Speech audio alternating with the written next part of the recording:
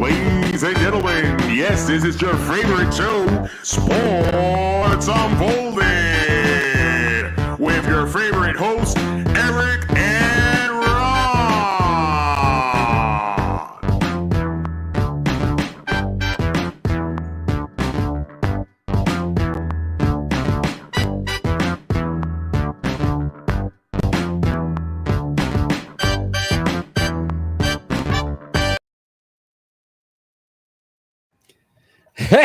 Hey! Welcome to the best sports podcast on the planet, Sports Unfolded, where we cover all of the top stories that just happened this past week. I am your host, Eric. My main man right over there, Ron. How are you tonight? I am fired up, and I am going to lose a lot of Christmas cards today, Eric. Oh, it's that kind of night tonight. Oh, it's that kind of night. I love it. I love it. So if you haven't watched us before, please join the chat. So we are live. You have an opportunity to join the chat live on YouTube, Facebook, Twitch, or Twitter. And send your comments in if you have an opinion on what we're talking about, or if there's something you may want to talk about as well. You can do that. Do you want to thank all of the other areas that have broadcast Sports Unfolded now? WBOB in Rhode Island and WDJY in Dallas, Georgia. Thank you for your support, as well as SEC-TV, Public Access Channel 12 in Southeast Connecticut. Thank you for airing us every Tuesday night. So, Ron, are you ready? You want to talk about something else? You cook any good meals? You want to talk about? No. So, let's start off with this leadoff story. And the great part, it is about our own New England Patriots. The New England Patriots have fired head coach Gerard Mayo. Kind of a two-part question. First of all, do you think it was warranted by the team? Was it the right decision? And then the follow-up question would be, what's the team's next move? Okay, this is like a loaded question. Okay. First of all, they made the mistake of hiring him in the first place. Okay. Agreed. Now, we had said before he even took the seat that he was in over his head. And I remember that day, we stressed that this would be a problem, and it was. Now, with that being said, he clearly was not ready. And I think you need to be an assistant before you can become a head coach. And I know he was like, what, linebackers coach? Is that what he was? Yeah, there was like a lot of different. Right. New England, who knows? They didn't have time. He wasn't an assistant. No. He was an assistant to the assistant to the assistant. That's about what he was. So he wasn't ready. And we all knew that as New England fans, but we held on to hope, right? You gotta believe, man. You have to believe. Yeah, you gotta believe. And then when it seemed like, oh, well, we could get the first round pick out of this, the first pick, right? And it was in the bag. Why do you try to win the game? Like, I understand the players are going to play, right? They're going to play. But you can't draw up plans to lose this kind of a game. Well, absolutely. Just by running the ball up the middle, and that's all you do. Go for it on a fourth down instead of kicking a field goal or punting. Yeah, I mean, there were opportunities to try to lose that game or could have lost that game. But I go back to this first part of it, Ron. I don't blame Gerard Mayo so much as I blame ownership. So the Krafts, absolutely. And I blame Elliott Wolf. Again, you give absolutely you give a coach, regardless of his experience, literally zero talent. Right. Again, the Drake May situation where I felt Gerard Mayo may have wanted to start him from day one, and there were people above him that said you absolutely cannot do that. the Crafts ran the team this year. The Crafts made all the decisions, from player personnel to players you were going to be able to play in a game. And it came back to bite them, because realistically, the scapegoat in all of this was Gerard Mayo. Like, oh, well, I guess we put him in a bad situation. No, you did put him in a bad situation. And at the end of the day, you sit back and you realize, why do you think he won the first week or the last week of the season? Because to him, why not? Like, talk about sticking it to him at the end and saying, and we saw this before. I'm trying to remember who the coach was before, and he got fired out. He knew he was getting fired. Yeah. Gerard Mayo knew it was coming, and in his mind, you know what? Why not go out to win? And then you got to sit back and you got to look at some of these the players that were playing in that game. That's tape for them. That's opportunities for them to possibly get traded, picked up. And so they have to play hard. Yeah. Imagine a guy taking a dive or not throwing, right? Let's not throw, And let's not forget the fact that Buffalo was trying to lose. And you can't tell me that they weren't trying, because they didn't want the Patriots to get the number 1 pick. You think they had a chance for a 53-yard field goal, and he didn't even do it. He punted it away. Yeah. Oh, he definitely wasn't going to give New England the number 1 pick. And again, I don't think Gerard Mayo was playing to lose or coaching to lose. So again, if you give him talent, and I'm not, Danny, thanks for joining.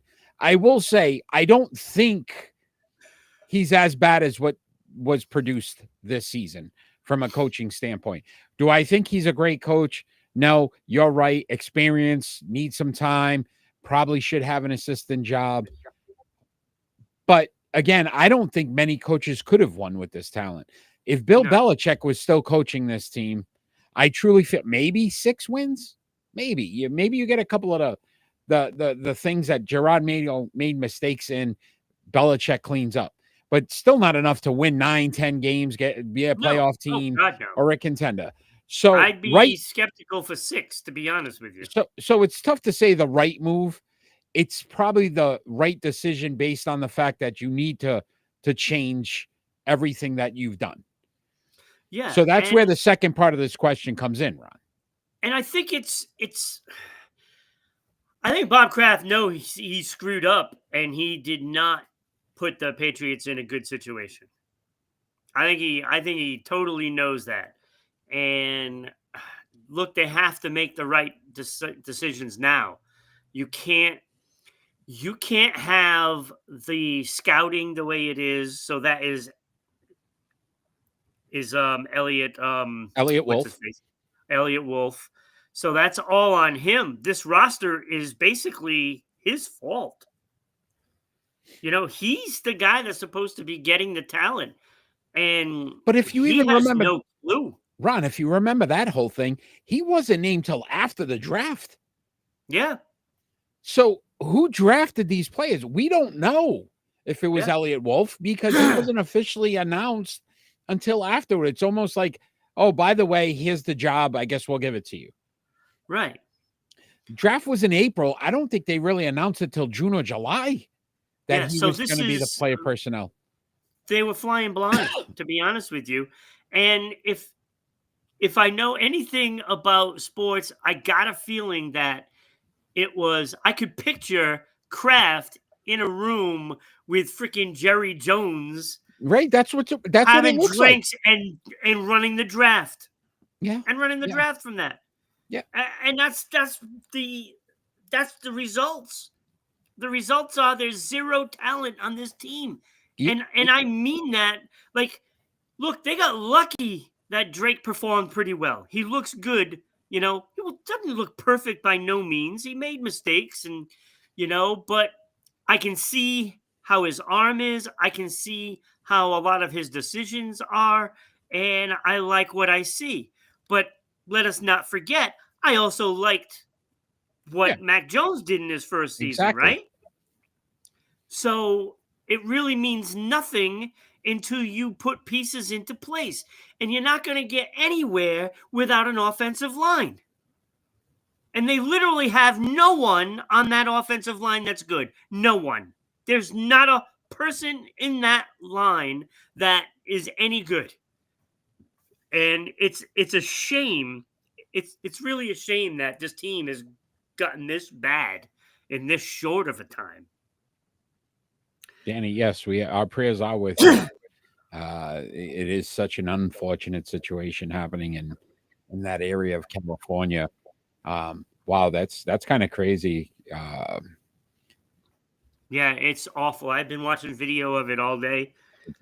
It is devastating.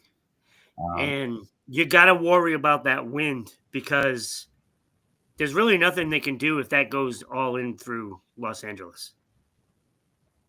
This could be a devastating fire.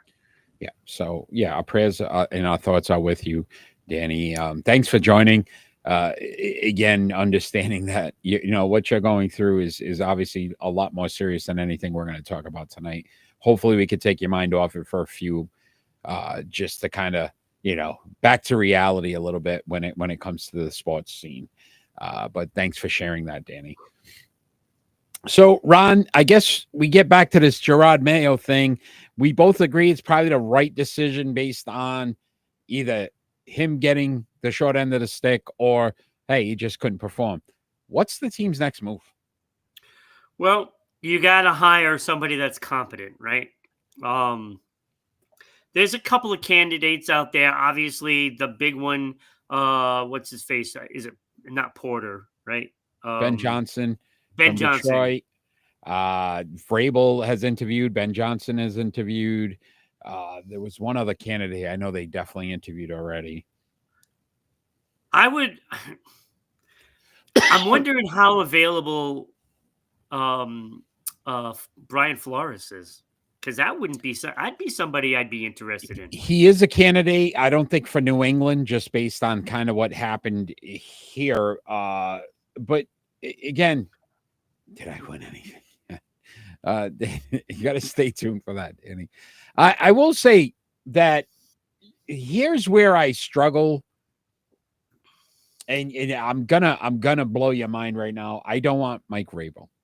I think Vrabel is probably the best candidate out there, but I don't want Mike Vrabel because I started to think about this the other day, and I said to myself, what was Gerard Mayo? A yes man.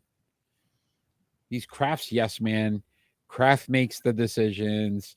Right? There's a bond, a relationship that Mike Vrabel has with the Krafts, which I feel that would be harder for him to push back on certain things like, hey, I don't want Elliott Wolf. Hey, I don't want to run this type of offense. Hey, this is who I want for my offensive coordinator or defensive coordinator. I'd like to see, and this has been the talk, Ben Johnson from Detroit. Completely different than anything New England's had. Not influenced by Bill Belichick in the least. And then on top of it, he already said he wants his guy to run personnel. So the assistant GM in Detroit, and if we look at the talent they've been able to acquire in Detroit and how they've been able to build that team from an 0-16 team to now 14-3 and the number one seed in the NFC, I'd love that combination a lot more than I would like Vrabel with Elliott Wolf. Well, the key is Elliott Wolf has to go or nothing's going to change. And there's a talk that the Krafts want Wolf to stay, and Mayo probably wouldn't. Vrabel wouldn't fight that. That's a problem. Jerry Jones, John Gruden's name has been mentioned a few times now for a head coaching job. That's where I say it. To me, I like Vrabel. And I was thinking about it before, like he was Ohio State and Tennessee, so he hasn't been around the Patriot way. But he was a Patriot player who's in the Patriot Hall of Fame, who's very close to Robert Kraft. He also changed his logo on Instagram to when he played for the Patriots. So I to me feel like this is not a good thing. That would not make us any different than what we saw with Gerard Mayo. You're going to have the same kind of leadership from the top. A yes man. Okay, you don't want Drake May to start week 1? I don't know if he'd be a yes man. I don't know. I don't know.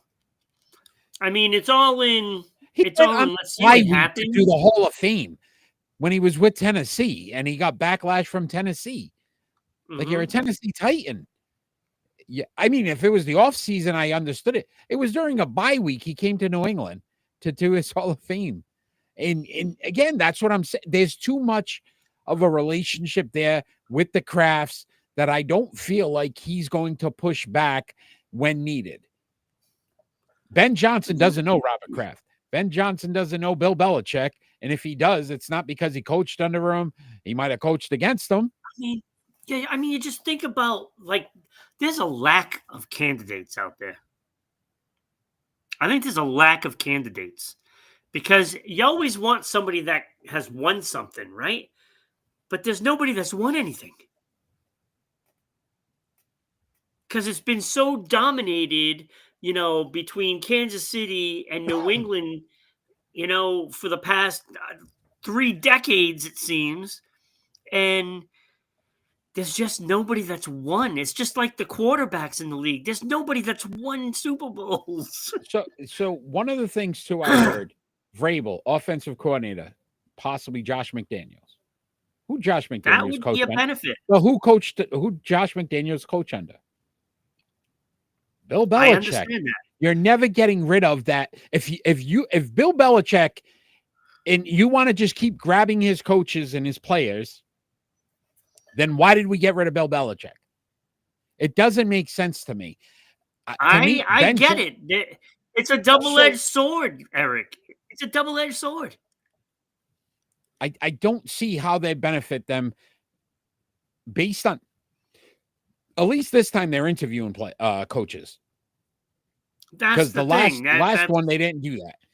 They were like, "Oh, we already have our guy," right? So, and then Aaron Glenn, who for Detroit, that defensive coach, said he didn't even want to interview with New England. Yeah, well, maybe we could send a first-round pick to Kansas City and get Andy Reid. Right. So, I don't want Andy Reid. It wouldn't be the first time they did it. Yeah, but you know what I mean. So again, it'll be interesting. But all right, great Patriot talk. But we're gonna move on, Ron. We're gonna talk some more NFL because this story came out this week, and Tyreek Hill a little disgruntled about not making the playoffs for the first time in his career, and kind of talking about maybe his future with the Miami Dolphins. Should the Dolphins consider moving on from wide receiver Tyreek Hill? Yeah. Notre Dame. Listen, great win yesterday.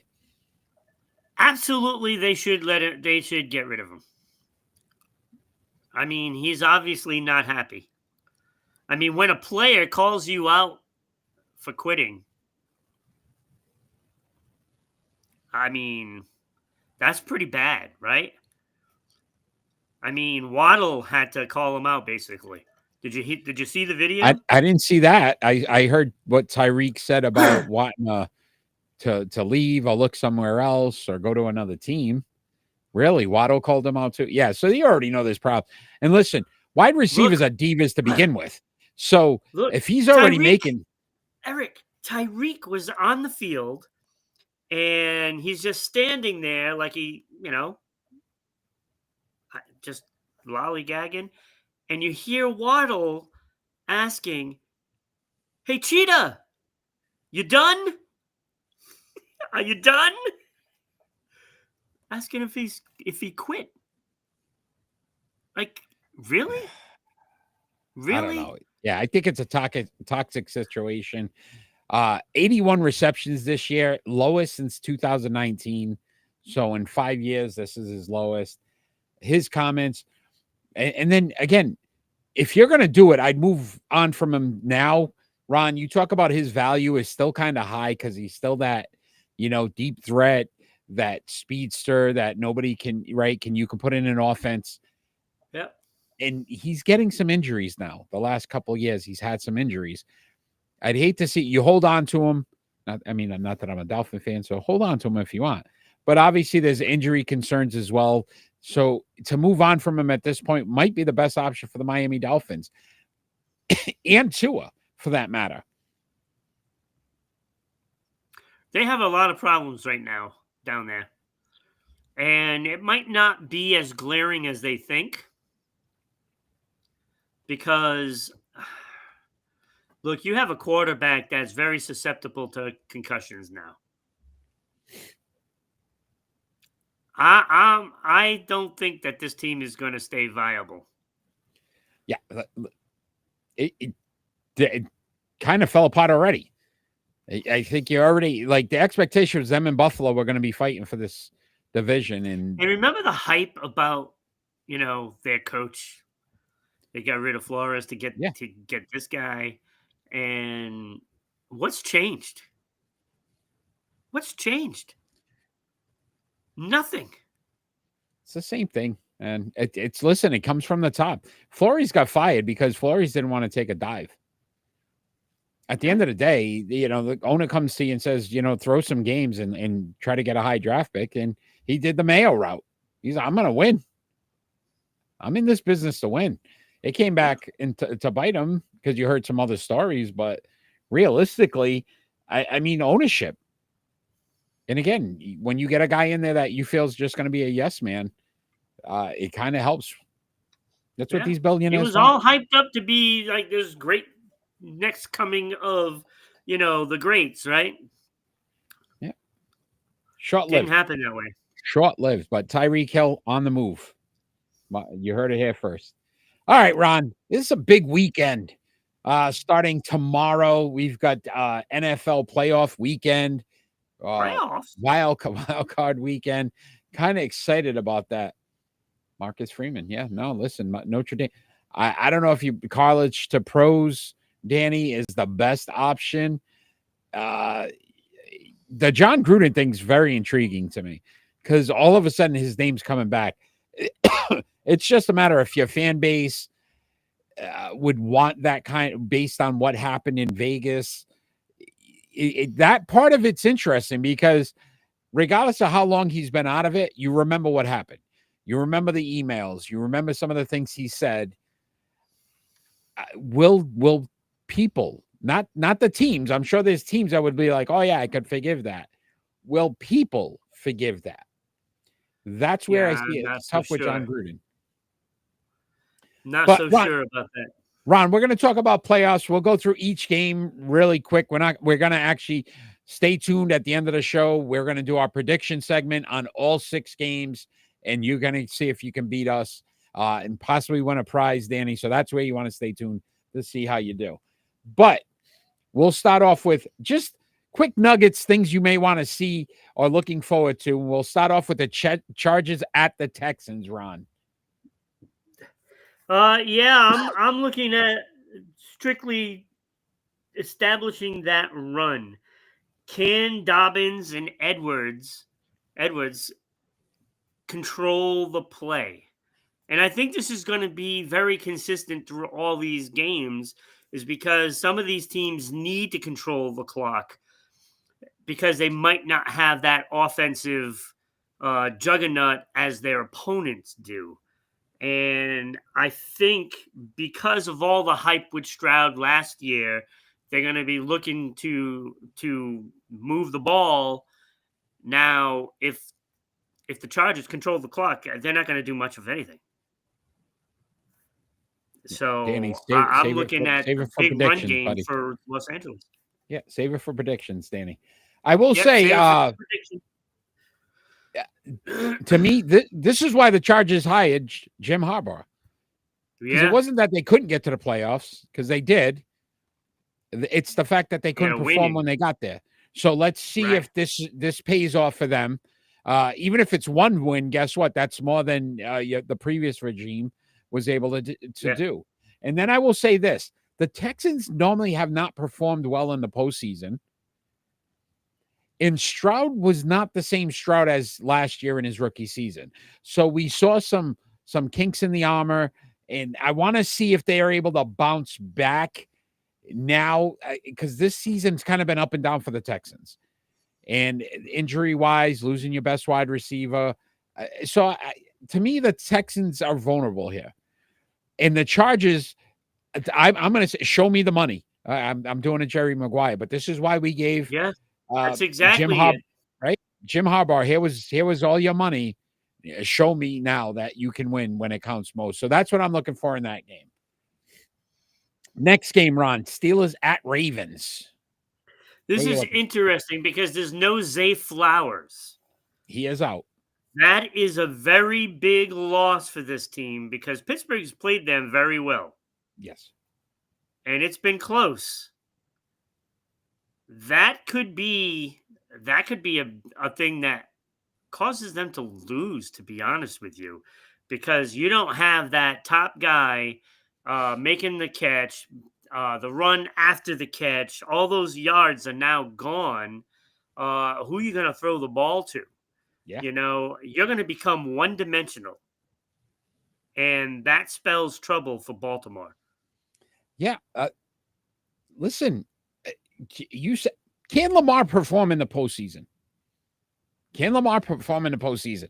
Like we've heard it all the time. Like, hey, Lamar, right? Like, this is the year. This is the year. This may not be the year. Shut up, show up or shut up. Like, I don't know anymore. Like, it's great you make the postseason every year, but when are you going to actually win? Yeah, Derrick Henry is going to be a big factor now with Zay Flowers being out. I could see that. And then let me ask you this question, Ron. You know what else I'm looking for more in this game than anything else? Mike Tomlin, who all I hear about is, and I said it, he's a great coach. But he's a great coach in the regular season. Yes, it's great that you haven't had a losing season in your entire coaching career. You also don't have a very good postseason. No. At what point do the Steelers start to say, wow, wait a minute. Like, it's great. Been one and done every year. Hey, it's nice to go to the prom, but if you got nobody to dance with, it's not going to be very fun. After a while, you're like, yeah, that was a great dance, but you know what? I could have done a lot more afterwards. Then it turns ugly like Carrie. Yeah, right. Yeah, the bloodbath, and that's what I feel like could happen here. Because listen, the Steelers have had a bad December. They were tanking at the wrong time. But again, we still got to look at Lamar Jackson. Tell him the truth, Eric. All right. Thank you, Kenny, for joining. I like Tomlin. I think he's a great coach. I really do. But I also thought Peyton Manning's a great quarterback. But there was a thing called the regular season, and then there's a thing called the postseason. Right. Peyton Manning, the best regular season quarterback. I'd put him ahead of Brady. I would. But when it came to winning, right, and that's where Tomlin, this game to me may signify the end of the Mike Tomlin era in Pittsburgh, because I think they're going to get to a point where they say, I don't think we can do this anymore. Brian Flores was there last year as a defensive coordinator. The job he's done in Minnesota, I wouldn't be surprised he gets a call right after the postseason ends for the Steelers and possibly becomes their next head coach. Yeah, I like Brian Flores. So just that's what I'm looking for. Ron, don't doubt, he says. All right, third game here. Broncos at Bills, Ron. What are you looking for in this game? Oh boy, like they got their work cut out for them. Because they have to contend with Josh Allen. And that is not an easy thing to do because he can hurt you with his legs or his arm. And I don't know if Denver has the capability of keeping the ball as long as they need to keep the Bills' offense off the field. Yeah, and I'll say this, Ron. Broncos really haven't won a game where the team was, over 500. One or two possibly. So they weren't dominating. No. Their schedule was easy. They won the games they should have won. That's great. Bo Nix is overperformed, which is great for Denver because now you may have something to build on. But at the end of the day, this has to be the moment where we either see Josh Allen elevate himself to a point. This game, I'm looking for him to solidify his MVP status and say, look, he's going to go in, and I know they say it's a regular season award, and they look at these games. if he can, if Josh Allen can show out, Got to put a stamp on it. right? It shows out in this game. There's a good shot he wins Yeah. the MVP. If they struggle and they win, but it doesn't look good, then it really depends on what Lamar Jackson does against the Steelers. But that's what I'm looking for. 3 more games to go, people. Let us know what you think as well. Packers at Eagles. This might be the best game of the weekend. Well, there's questions on whether Love has a hurt hand. So I heard this driving home. This is the Love Hurts game. Love hurts. That's hilarious. Right? That was pretty That's good. hilarious. Love possibly injured. Yes, he got injured on the last game of the season. So Jalen Hurts, concussion protocol for the last 2 weeks, hasn't played. The key players there, but Saquon Barkley sits out, so he's well rested. But Brown is injured as well. AJ Brown. This is what I'm saying. I believe he might not be playing. But Philadelphia, best defense all year. Yeah. Best defense all year. Yep. And again, the Packers, believe it or not, Packers didn't win a single division game. So all the teams that mattered, they couldn't beat. Yeah. So again, it's that same scenario. They haven't beaten quality teams for the most part. No, they're the best of the average teams. Yeah. So this is going to be a test for both teams. And we have to look at this one factor. Nick Sirianni, head coach of the Philadelphia Eagles. He loses this game, he loses his job. It's a done deal. He needs a do his players really want him there? And if they do, they're going to show up. If they don't, this could be a Packers win. But again, we will make our predictions at the end of the show. Ron, Commanders at Buccaneers. What are you looking for? Well, I know in the last game of the season, Tampa Bay had a really slow start. Really slow. They almost blew it. Yeah. Right? They almost blew it. Against the Saints. But they did come back and they did win the game. So when it counted, they did what they were supposed to do. Now, I like everything about Tampa Bay to win, but right, Jaden Daniels. You gotta give Jaden Daniels credit. Like, he's been a beast. Yeah, Jaden Daniels, to me, excellent. It was like, we kept saying, oh, maybe it was a fluke, right? But every big game that they needed to win down the stretch here, he's found ways to win. This is my question to you, Ron. You know what I'm looking for more than anything? Do you believe in Baker? Baker Mayfield still is that. I don't know why I can't get the Cleveland Baker Mayfield out of my head. And I see like a possibility of him. I look at it this way, back. Eric. Cleveland is Cleveland. Nothing good happens there, right? Yeah, we went through this in that special, right? Yeah. It's just horrible. And they don't know what they're doing as a franchise, and it trickles down onto the field. So as soon as he gets out of there, it took him a year to get rid of that aura, that brown aura, and here he is now. He's playing meaningful football, and he's getting the job done. Not pretty all the time. And that's what I'm saying. He gets the job done. You could see him making a mistake and costing his team. You could see him play well, though, too. That's what I'm saying. I don't know. Baker's interesting. This game, the last game we're going to cover, Vikings at Rams. So this game's been moved. Danny had talked about that with the horrific fires there in LA area to Arizona. So I had a problem with this, Ron, is do the Rams really have home field advantage now? Right? It's a neutral site.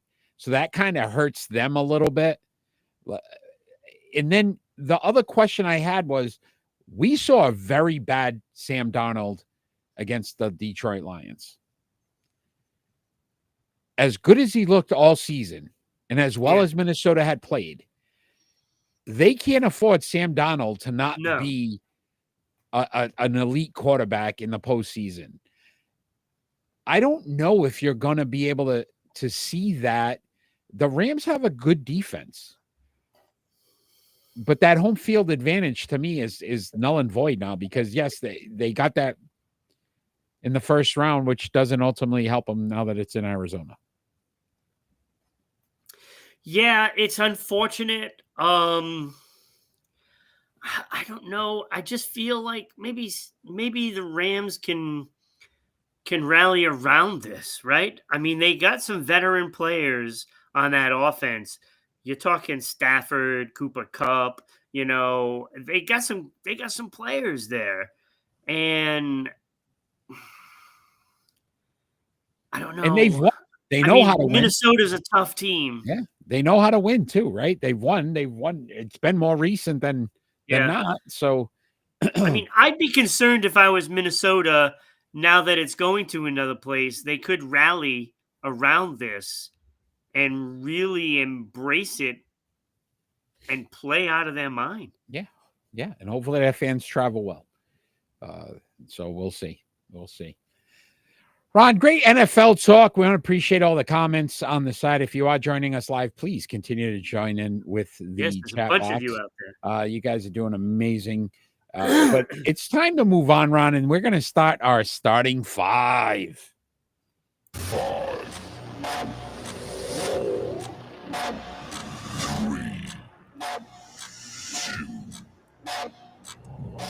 Our starting five, we went with because it's episode 2, the most 2-pointers made in the NBA, and we did anyone who had over 1,000 2-pointers made in their career. So there's about 26 or so candidates that were eligible for this. I am going to tell you this right now, Ron. This was the hardest one ever. I didn't even research it. I just went with my gut on this one because I was going to sit back and all these guys have phenomenal numbers. Every guy's going to have all these numbers. And I said, you know what? I'm going with my gut. But I am first this week, Ron. So I'm going to start off with my honorable mentions, and I can already see your face. That's not right. I can't hold it back anymore. This sucks. I can see your face, and as soon as I say some of these names, you're going to start to push back on me already. But honorable mentions, Ron. So 1,000+ field goals, 2-pointers in their career.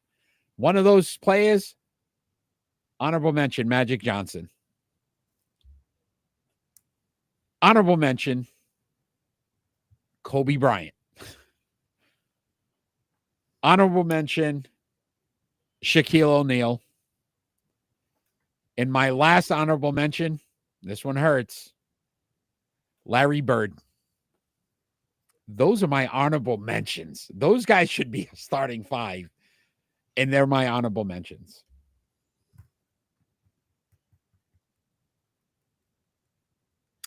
Okay. Honorable mention, Shaquille O'Neal. Okay, we agreed. Honorable mention, Tim Duncan.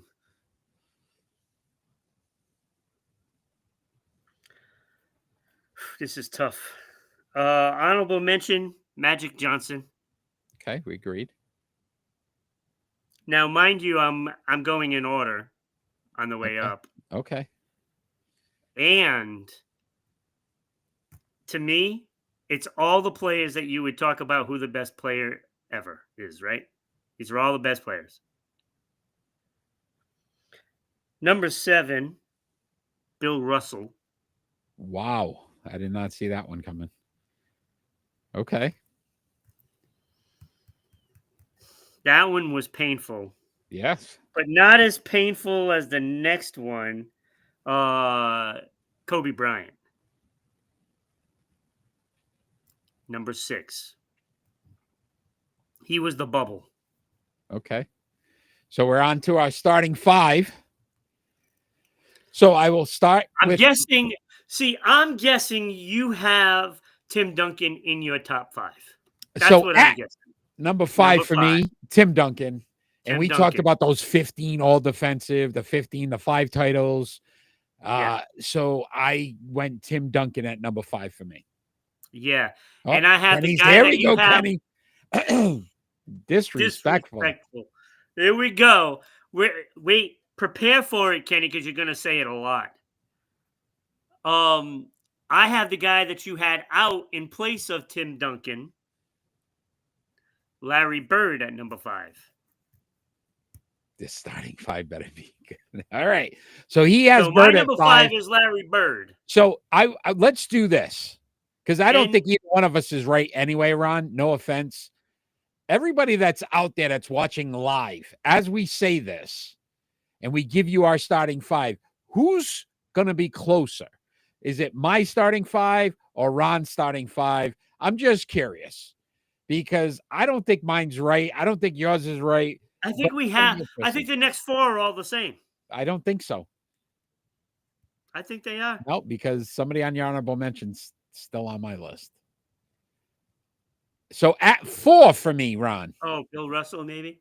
The man in the middle right there, Kareem Abdul-Jabbar, number 4 for me in my starting 5. Kareem Abdul-Jabbar, who was the all-time points.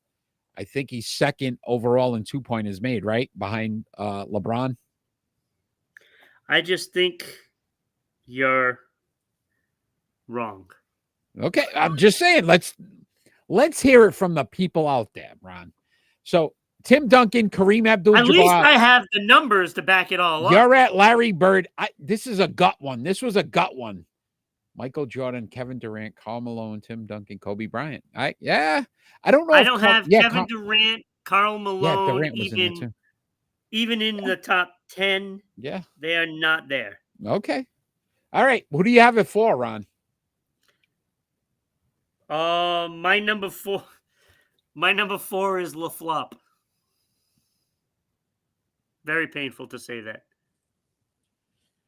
I was just seeing what alternate universe I was in right now. Like, I expect something to happen. I didn't even put him in my starting 5. We did read your comments there, Danny. Yeah, no, listen, that's not a bad. Well, that explains why you have him, Yeah. I don't have LeBron. I would still pick all the guys in my top 10 ahead of him if I was picking my team. Yeah. That's what I said. I went gut here. This was what I'd want. So at I wouldn't even have put him on the list. At number 3, there's no right or wrong, buddy. There's no right or wrong, Danny. This is just an opinion. At number 3 for me, Wilt Chamberlain. I went Wilt. I mean, I love his numbers. What's he at? 20 averaging 20 rebounds. Like, the guy was just a machine. So I went Wilt Chamberlain at number 3. I also have Wilt Chamberlain at number 3. 30 points per game, 22.9 boards, 4.4 assists. Like, his numbers are just fantastic. The one number I don't like, though, is that 2 championships. Right? Yeah. Yep.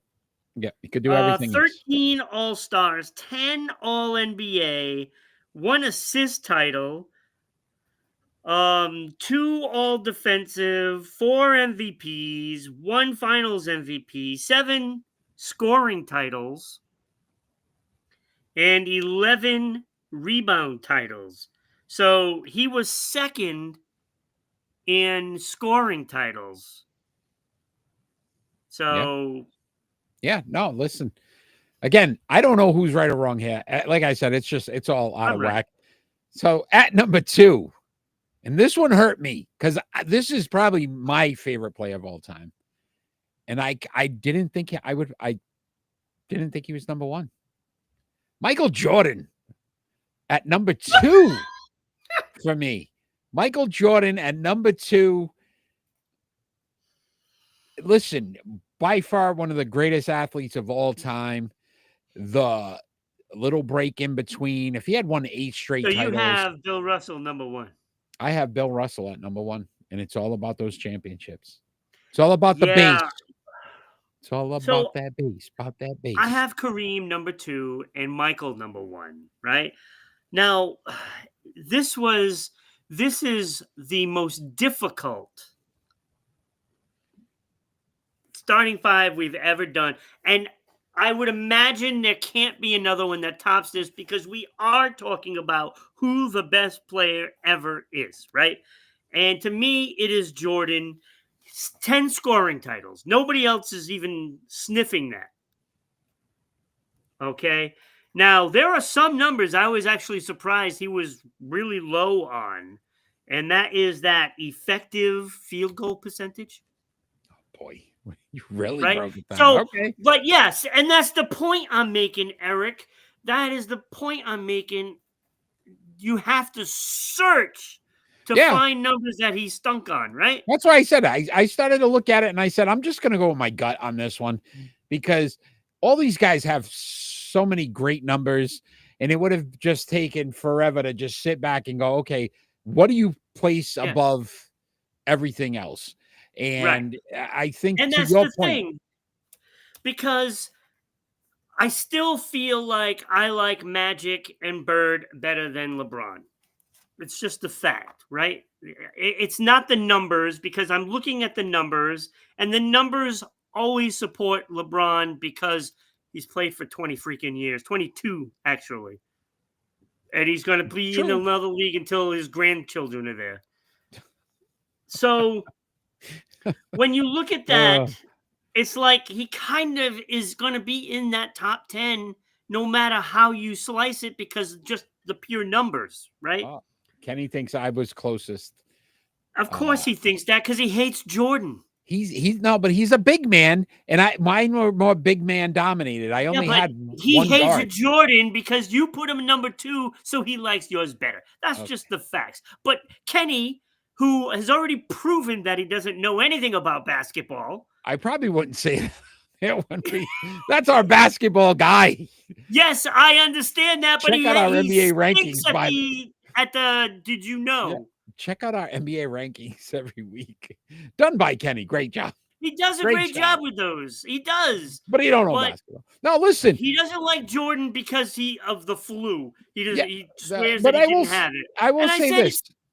It doesn't matter if he didn't have the flu because he still lit him up. He still lit him up. It's more a matter of what you feel is more important. To your point, right? I looked at Larry. Minor championships. And you said Larry, and I looked at Tim, and I said, okay, well, the defensive that, Tim Duncan brought to me was very important. So again, I could see how it could go any way you really wanted to. And I totally our honorable mentions, realistically, Ron, could have been in a starting five. It's not. That's why I say this was a tough one because look, when I say the best player to ever play is Jordan, he is, and the numbers do back that up. Okay, and then to me, it's a jumbled mess because you have Kareem, you have Wilt, you have Bill Russell that are just legendary, right? Those three guys changed, a lot of things in the NBA. All right, Bill Russell with those 11 championships. I'm sorry, maybe he should be the GOAT because of those championships. I love championships. So, but it's hard to look at the numbers for Kareem and Wilt Chamberlain and say, well, he's better than those two. Because, look at the domination. But then you look at him head-to-head against Bill Russell, and he just dominated him. So the problem I had 8 championships to 2 or something like that. The reason why I didn't want to look at numbers, it's because of what you said about, because of what you said for your number 4 player. Because no matter the way you look at it, LeBron James's numbers are going to be just about anybody's numbers be based on how long he played. And a lot of these guys didn't play 20 plus years. And that's why I said what I said about Kobe. I'm upset that he's not in the top 5 because he should be, because LeBron's there just because of the sheer numbers. Yeah. No, I'm surprised you went that route, but I like it. I did. And I hate it. Now that I read it off, I hate it even more. Yeah. Oh yeah. Oh yeah. So if I was to redo this, scratch number 4, put. I would still have Jordan. I would still have Kareem. I would still have Wilt, but Bird would be number 4. Kobe would be number 5. Wow. I don't know. No love for Tim Duncan. No, The Tim best power Duncan is forwards there. to ever do it. All right, let's continue this NBA talk, though, Ron, because we've got to talk about this. I'm just so aggravated. Freaking, I can't stomach LeBron James so much. You put him it in your just list. makes I know, and I hate myself for I doing it. cannot believe you did it. You should. I stood my should. ground. I stood my ground. He's not even in my honorable mentions. He didn't even make it. All right, if we were doing top 10, then maybe he would have been number 10. I only had 9. All right. So, little talk here about this Bradley Beal situation in Phoenix. Do you think Bradley Beal will be traded, and can he help a team win? I'm sorry, I'm just like off right now. So My upset mind about- is still So pissed. upset about LeBron. I'm still pissed. I can't believe it, buddy. All right, And I'd love to hear from Kenny on this one, because I am really surprised. He needs to get dealt. This team stinks. Austin, they thanks for stink joining. together. They absolutely stink together. They don't play, though. Ron, how do you get a guy that you want? I want out. I want to trade. You're never playing. He's played 25 out of 35 games. The team's under 500 with Kevin Durant, Devin Booker, and you. They're 16 and 19. He's not very good. 5 games? 10 he's games. Played. He's missed 10 games. Whatever. But he's also averaging 17.8 points per game, which is his lowest since 2015-16 season. So you're talking almost 9 years. He's not as good as he was. Bradley Beal 3-4 years ago, you could put him up there as one of the top 10 players in the league at the time. Now, I wouldn't want him. And the only team they're really talking about, Devin Booker, is overrated. Yeah, I don't know about that. I mean, he's good. Maybe overrated. That might be fair, Austin. Overrated, yeah. Right? Like, what has he won either? Devin Booker. I will say this. There's a lot of talk about Jimmy Butler and him swapping. I don't know. Does that help Phoenix? It definitely doesn't help Miami. Jimmy Butler doesn't need the ball all the time. Jimmy Butler's been a train wreck everywhere he's gone. Give me a spot that Jimmy Butler hasn't been. Like, he'll play well for a year or two, and then somehow something happens and Jimmy Butler wants out, or he doesn't like something, or let's move on. Kenny, so you think Bradley Beal can help a team win? If it was Miami swapping with Jimmy Butler and Bradley Beal, is Miami any better? He won 1 playoff game. Now he has that, but well, whatever. See, I have a theory about Beal. Okay, he was great in Washington, right? Great in Washington because he's the only one there, so he has to do all the scoring. So that just goes to show you what the difference is when you go on a team that has other players. You can't get your points, so you don't look as good. And frankly, it exposes him as to not be the player that they thought.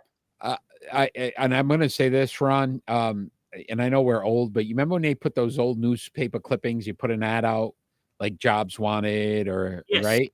I think we may be looking for a new basketball because he thinks Bradley Beal can help a team win. And I'm telling you right now that the Phoenix Suns actually are losing probably because of Bradley Beal. John Wall, most of his career. And John Wall, when healthy, was nasty. John Wall was a great player for a point there, and then his injuries just derailed him. And that's when Washington and Beal were so good. And there was a lot of talk of Beal going to Boston a year ago, and I'm glad they got Porzingis over, because I don't think Beal can win. Listen, very nice players, had a very good career. I don't think he's got that championship mentality. I don't think he makes a team better. Ron was right. I don't know. Kenny thinks you're right. Now you're right. Tell him Michael Jordan's number 1. No. Michael Jordan's the best. So Bradley Beal, worth trading? I don't think so. I mean, everybody out there seems to think the same thing except Kenny. I mean, they'll trade him, but what are they going to get for him? Bag of beans. A role player. Which actually goes, it's a like stalk that goes up into the sky and you get, no. But that's what I'm saying. Like, to me, Even Jimmy Butler, like, I don't think Jimmy Butler is that much of an upgrade. Phoenix made the mistake. Listen, Kevin Durant was great in Golden State. And I'm going to create some controversy here. But he was great in Golden State because of Steph Curry. I don't want to hear, yes, he helped them win championships. Yes, he was a big piece of that. But you can see when he has to be the alpha, when he is the guy, Brooklyn, tanked. Phoenix now, tanked. They can't do it. He is so conceited or worried about himself that teams don't matter. And Steph and those guys, when they were in Golden State, that's why Bradley Beal going there and Devin Golden Booker. State would have won the championship even without him. Probably. Period. Probably. But that's what I'm saying. So to me, Beal's now, I think he got sucked into that vortex of whatever Kevin Durant does to people. And he's an average player now. Above average. I'll give him above average. I'm going to say something I thought I would never hear myself say. Kevin Durant is a lower version of LeBron. Wow. I don't know. LeBron does so much more. Are you talking personality-wise? Super teams, and yes, he struck gold in Miami. Yeah, he won one of them. And then since then, it's been a disaster. It's 1-2. Well, no, I mean with Heat. So he made his super team with the Heat. Yeah, okay, that one worked out. And then he's failed with all of them since. Yeah, and I don't count that stupid bubble championship that you won that nobody played. Don't give me that. Oh, that was a harder championship. Get out of here. Nobody played. You had half teams with all the scrubs that were trying to make names for themselves. So I think you've offended. He's a lower version of that because he's trying to make super teams and he has completely fell flat on all of them. The only one he had success was when he went to join up with Golden State when they knew they were going to win a championship anyway. And they said, oh, well, why not have Kevin Durant come in? And they did. That was just the cherry on top. He's crap at team play. Crap. Oh, I'm not saying, listen, LeBron did win in Cleveland. You're right. And he came back that big comeback and to beat the Golden State Warriors. But I think what we're trying to say is this. Sometimes those guys, like what LeBron did to try to build teams, what Kevin Durant's doing to build teams, it's not working. And it's not good for the NBA. And then these players all of a sudden get tired of losing in these situations because they should be better based on the talent they have. And it isn't changing. Bradley Beal, remember, he came from Washington. They don't win anything in Washington. And then he's like, I'm going to go to Phoenix because I got a shot now to win a championship. Guess what? It's been just as big a mess. They're 16 and 19. They're 16 and 19. Look, it doesn't even take a season for them to realize how awful it is. It's like 30 games in, and you already know that you suck. With all those star players and how great they're supposed to be, and they can't even get out of their own way. And I'm sorry, I remember Durant playing the Celtics in the playoffs a couple of years ago, and they were a train wreck. Kevin Durant sucked. He sucked. The Celtics controlled everything he did. He couldn't put in half his shots. Couldn't do it. Clutch moments, couldn't do it because he choked because of the pressure. He can't handle it. Period. He can't handle it. All right. So we're going to move on, but I will ask this. Is he getting dealt? Bradley Beal being moved on? Yes.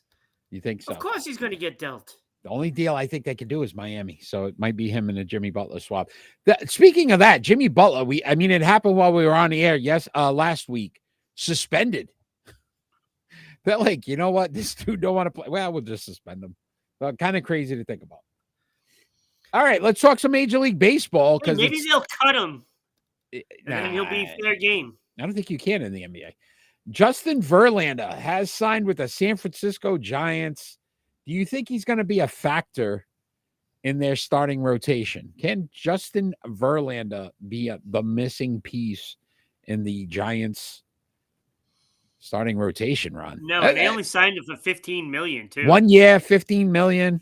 I told you same thing's going to happen with Scherzer if he signs. It's going to be around the same kind of deal. Yeah, the rest of the pitchers kind of are old. So I looked at their starting rotation. Logan Webb, 13-10 last year with a 3.47 ERA. Robbie Ray, 5 games, 3-2 with a 4.70 ERA. Kyle Harrison, 7-7 with a 4.56 ERA. And then Hayden Birdsong, they said, is probably going to be their 5th starter. He was 5-6 with a 4.75 ERA. So you're like, hey, all right, they're not that good. Well, Verlander last year had 17 starts, 5-6 with a 5.4 ERA and 74 strikeouts for Houston. Sometimes think he's going to retire. You know when guys hang on too long? Retire in spring training. Can I say this, Ron? I'm going to say this, and this, again, whatever Christmas cards, we've already lost a ton tonight. Sometimes guys hang on too long. He was dominant. Like, Justin Verlander was probably the best pitcher for a period of time where you like, holy cow, Verlander's pitching.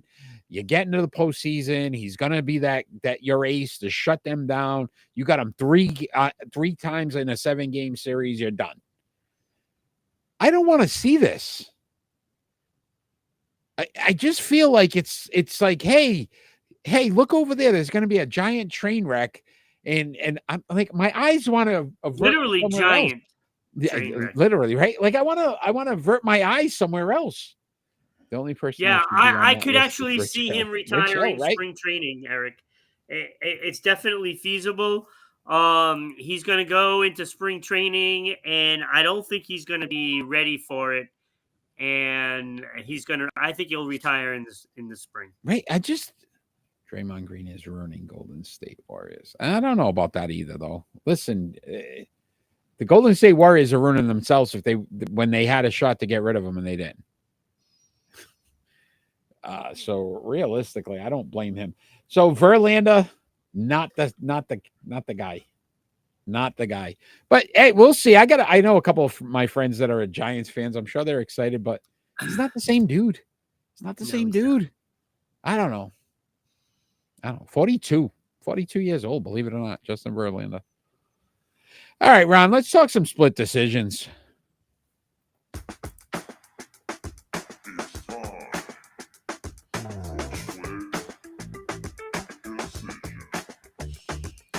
All right, our split decision segment. Basically, we give each other 2 more likely questions, and we have to make a decision based on what we've asked. So I am first this week, Ron. I'll start you off with my first split decision. Ron, which player is more likely to lead the NBA in scoring this season? Nikolai Jokic, who's at 31.5 points per game. Giannis Antetokounmpo, who's at 31.3 points per game. Or Shai Gilgeous-Alexander, who's at 31.3 points per game. So there's a 0.2 difference between the 3 of them. I'm going to go with SGA. SGA. Yeah. You're Jokic, though. You're a Jokic guy. I am a Jokic fan, but I don't see SGA going under 30 points. I don't see it. Giannis, no love for Giannis? No. Oh, wow. Okay. Everybody out there agree? Nikolai Jokic, Giannis Antetokounmpo, or Shai Gilgeous-Alexander. He's going with SGA. I just think a guy like Giannis, he can get these nagging injuries, with the like. So you're going with the youth. A tweaked knee or a tweaked groin or a sprained ankle. He's very susceptible to those things. So you're going for the Utes. So I go to Utes. The Utes. All right, go the Utes. All right. What's your first split decision, Ron? My first split decision. One of those is who will more likely defeat the number 2 seed. Denver Broncos or the Green Bay Packers? Packers. To your Who's point, we more talked about likely? it. We talked about it. The Packers. Packers are a much better team. I think they're better qualified to beat the Eagles. Listen, the Broncos a very nice story, but again, they just didn't beat anybody that really mattered. They beat KC the last game of the year when KC basically played their high school team. They get the local kids from Kansas City, and said, "Hey, come play for us this week." So I just don't know that Denver could even stay close. So I would go with the Packers to be more likely to beat the number 2 seed. And the Eagles still that mentality. Who knows? I don't know, that coaching staff and everything that's going on. All right, Ron. My second, but also at the same time, I'd love to see the Broncos. Yeah, no, I agree. I could hear that too, Austin. That would be a story we'd probably talk about for a few weeks if the Broncos can pull that off. Which, Ron, NHL conference leader is more likely to finish in first place? So the Toronto Maple Leafs, who are 4 points ahead, the Washington Capitals, who are 5 points ahead, the Winnipeg Jets, who are 2 points ahead, or the Vegas Golden Knights, who are 6 points ahead. I will take Vegas on those odds. I just don't think that the other three are going to win the divisions. Really? No, Yeah. So you're just saying the only one out of the 4. The only one of the 4 that I think can win the division is Vancouver. Okay. I mean, not Vancouver, Vegas. Vegas. The Canucks. Always on your brain. All right. Interesting to look at. I agree with you on the Toronto. I think the teams way above, under them are still pretty good teams. Maple Leafs. Austin's going with Toronto. And we still think Washington's going to. Oh, you've got he's giving you the emoji. He hates the Leafs. Wait till Austin, please stay tuned for the next segment because I know you're a Bruins fan as well. Ron, your second split decision. I got a splitting headache. All right, Eric. Because I did not want anything to touch hockey on this. Who is more likely to not make the playoffs? Okay. New York Mets or New York Yankees? More likely not to make it. I'd go the Mets. I'd still go the Mets. Listen, till they prove it. At least New York's been in the postseason. The Yankees. What are the Mets in the postseason? The Mets. They had to climb out of whatever last year, and then they finally got there. I don't trust the Mets. Then they added the Mets. He goes Mets. Thank you. The Yankees going. They're going back. Don't worry about the Yanks. I like the moves they made. They'll go back to the postseason. Will they win it? No, but at least they'll go back. They're going to the prom. Nobody to dance with, Ron. Every year now. That's where we're at. That's where we're at. All right. That was our split decision segment. Always have some fun with that. But it is time to get into some NHL. Ron, I know how excited you are. We have a different thing to go to first. 6-game losing streak for the Boston Bruins. You are a diehard Bruins fan. We are from New England. We talk a lot about the 4 New England teams. But I'd like to know, Ron, in your mind, as a Red Sox fan, I hate the Yankees, but the Mets ain't it. Yeah, agreed, Austin. I agree with you there. Ron, who should we blame for the Boston Bruins' most recent losing streak? Okay. Now, let's start off by saying everybody is quick to point the finger at Don Sweeney. And I get it. I get it. But I don't think it's his fault. I don't think this team is his fault. Because this team was put together with a couple of additions to win the cup. And he thought he did that. And even I thought he might have done that. Now, with that being said, who is to blame? It is squarely on the shoulder of at least a half a dozen players. It is all the players. And I know Here they comes needed to Austin. make a deal. Here comes Austin.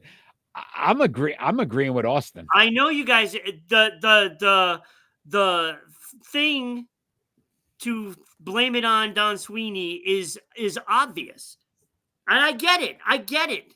He does put the team together. Now let's not forget that a couple of years ago he put that team together, and they were the best team in history. Right? Agreed. He put that You're team right. together. Absolutely. Now, there are only a couple of differences between that team and this team. Think about that. They lost Bergeron and they lost Krejci, right? Then last year happened. Everybody counted them out. They still were they were 1 point away from the best team. 1 point away being the best team. They still failed in the playoffs, right? Yes, I get it. So what did I complain about the playoffs? They were soft, right? They didn't have any toughness. They were bullied. Yep. So what did they do? They went out and got a center iceman, a legitimate center, and they went and got Zadorov for that bullying purpose, right? And then they traded, of course, Olmark, and they got Corpusalo, and they got I can't even think of his name now, but he's a tough guy, and he's been playing really well, and he has done his part. He has stopped the bullying.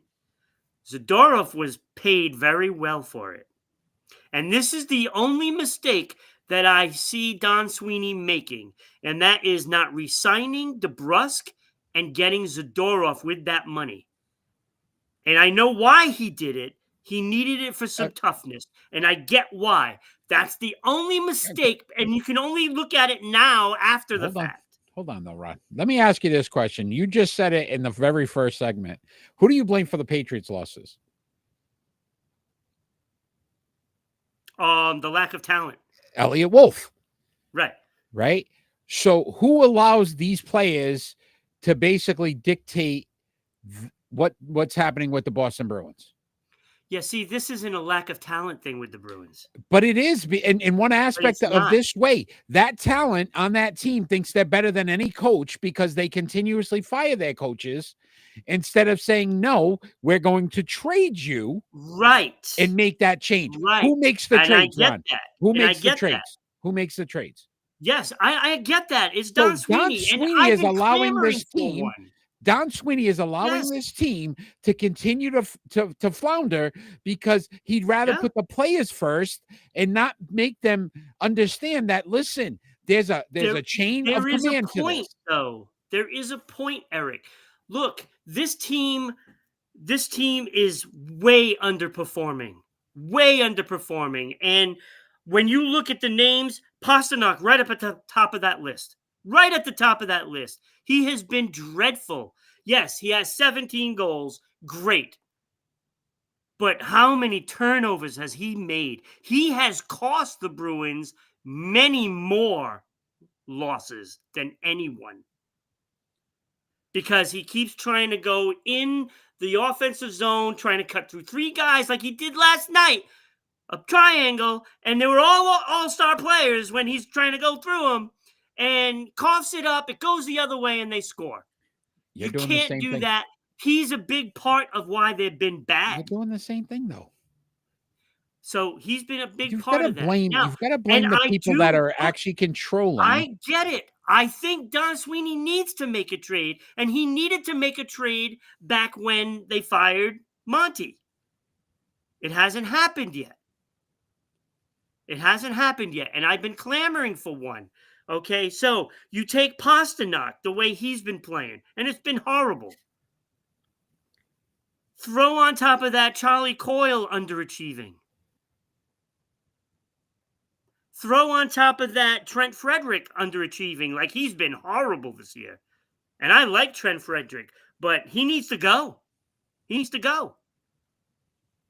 On top of that, your center that you paid all that money for, way underachieving. Elias Lindholm is not playing well at all. He's been terrible.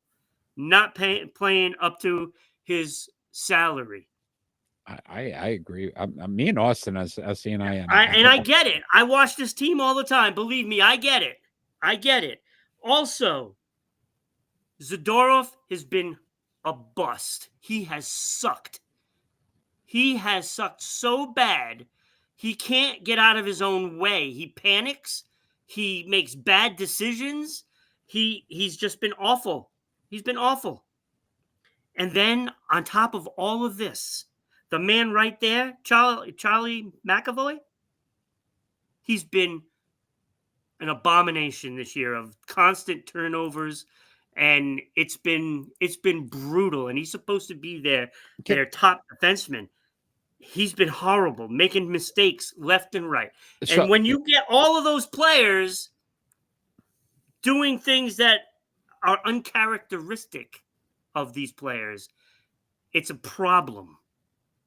And one of those players has to go. If not more than one. We talk about we were talking about other teams, like they get to the promised land, they get to the postseason, and a lot of teams they're happy with that. A lot of organizations in all sports, right? Oh, at least we make the playoffs, consistently.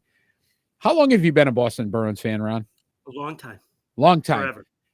The Boston Bruins and their ownership said, you know what we're gonna do? We're gonna put two guys in our front office that our fans adore.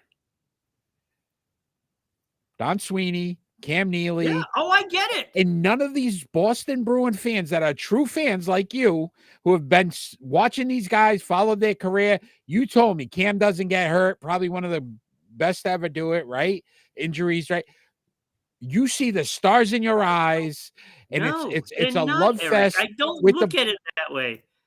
Don Sweeney needs to go. And Don Sweeney needs to go because you're right. Guys are underperforming. So instead of putting pedal to the metal and saying, I need to make some moves, I'm just going to sit back, fire coaches, let the coaches make all these line changes because that's going to make a difference.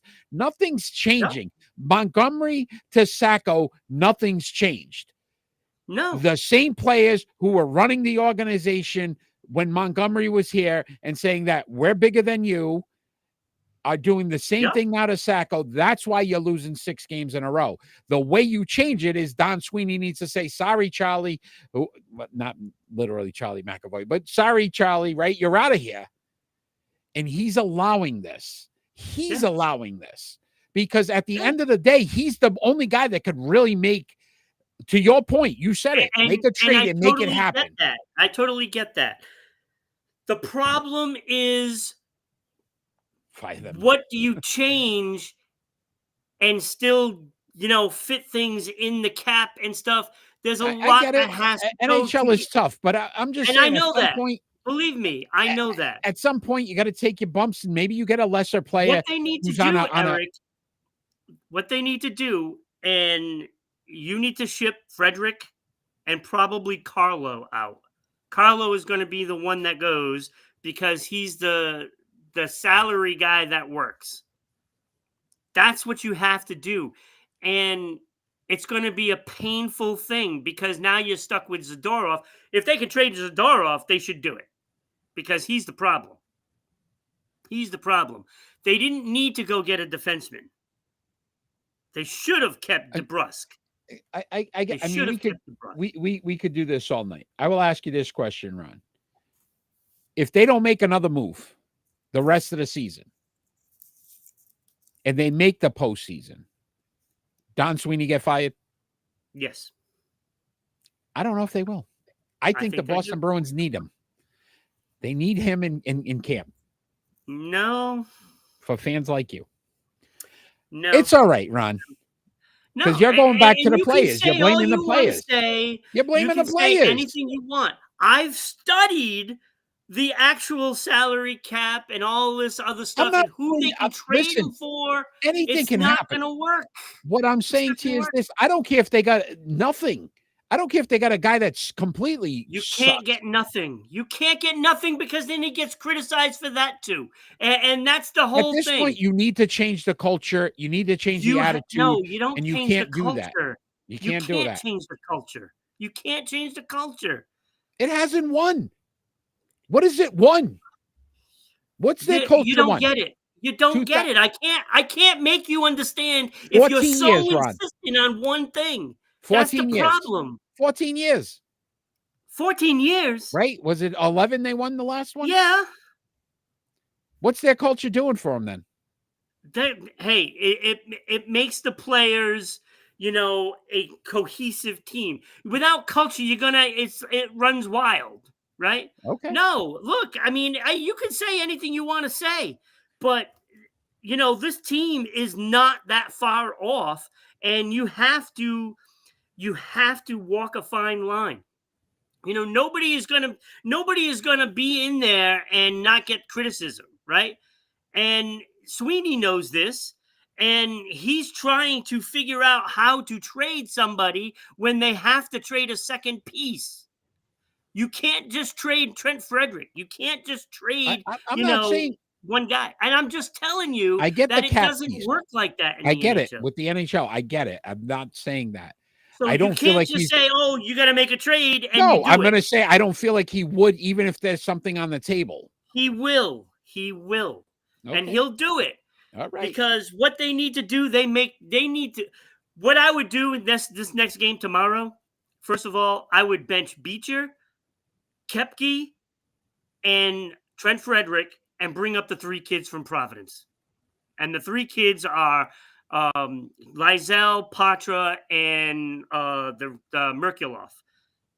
Put those guys, one on each of the top 3 lines. Let them get an actual shot at scoring.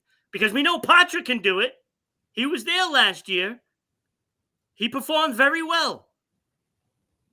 But they have all these guys that you can't send down. And that's a big problem too. You got guys that are taking up dead weight on the team. Okay. They're handcuffed. I'm telling you, they're handcuffed. Okay. Who put them in that position? All right, and we're moving on. Great the Bruins playoffs. Talk, though. Trying to win it. Austin, I know you're a Bruins fan, man. You've been chiming in. KG changed the culture for the Celtics. Bruins need to. There you go. Right? Sometimes it's getting that player, figuring that out. Who's that guy? Well, they tried to do that last year with Maroon. They tried last year. They got Maroon, and he was nothing. The Burns. He did nothing. The Burns need to. We're not talking about the Bruins. The Burns. Oh. It's so frustrating, and looking at it, and I know the issues. It's like I'm looking at how do you make a trade? You can't go get Chris Kreider. It's not going to happen because what do you have to offer? You only have Trent Frederick and Carlo to offer for them. And they're not going to take that. They're going to go to Vancouver and they're going to get a better player like Peterson for Kreider. That's what's going to end up happening. So you can't. But that's what I'm saying. You may have to take a bad contract, but it's like a 1-year deal for a lesser player to at least start to move on from some of this and not continue. The only option is you got to give a player away.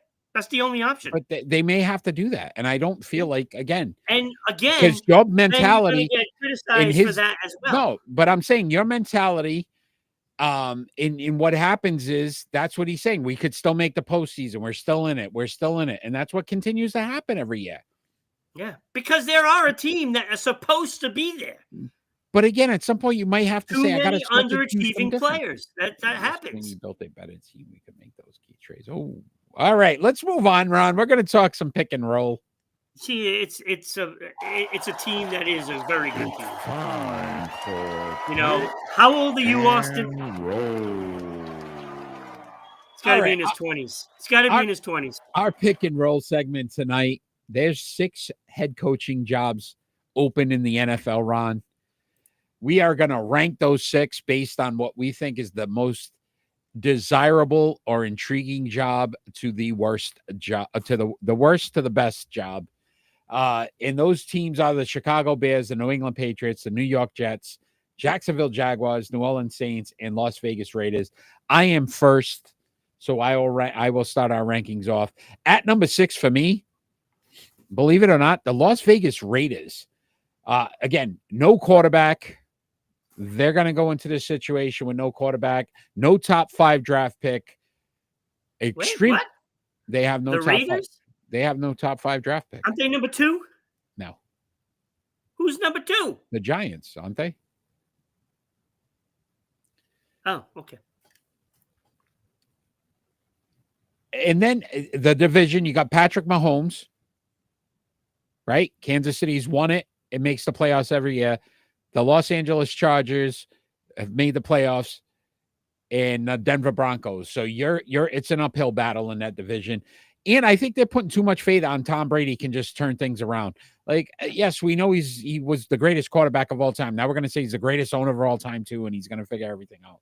I don't know. They do have some money to spend in free agency, so that may help make it a little more desirable, but I put him at 6. At 5 for me, I had the New Orleans Saints. This is a complete rebuild. Derek Carr, who knows that situation? Is he even going to be able to come back? His injuries. They are way over the salary cap. I think I heard like $65 million or so. 63 million. Right? So they're going to have to probably get rid of some talent. So you're talking about really start, right? And then they're 9th. So they got a top 10 pick, but at 9, I mean, are you going to be able to get that impact player that can really start to turn that organization around? So they're number 5 for me. At 4, probably the biggest mess when it comes to ownership, the New York Jets and Woody Johnson and what he's been doing to that organization for years now. Again, quarterback situation is going to be a question mark.